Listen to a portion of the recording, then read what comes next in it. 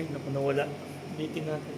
A full video ng pag-unbox natin ng parcel na to. Yung nga lang, wasak. Wasak yung...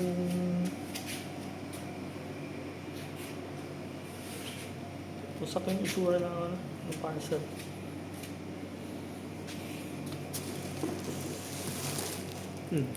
So, ganun din sa ibang side.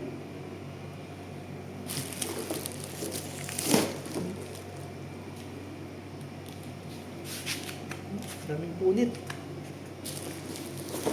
Hope ako na kompleto pa rito kahit ganun yung itsura ng parcel na to. Saka hindi damage yung looban. So, binibideo natin to as proof bago. Isa natin yun ito.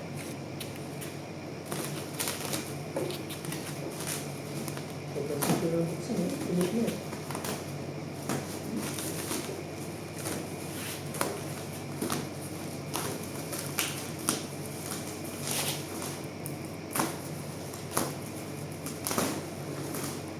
Dapat, bigla ko.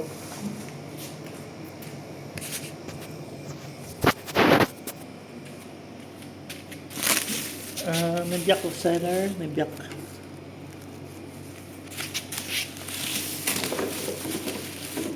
Hindi kasi maayos pagkapak ng seller, eh. Sinabisan to, usak na kagad, no? Dapat kinahon to na maayos.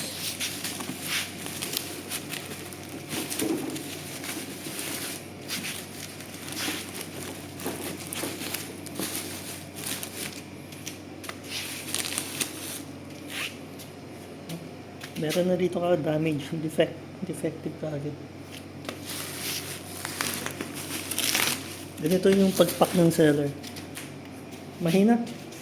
Dapat kinahon niya na maayos to, eh, buo. Kaya nawasak.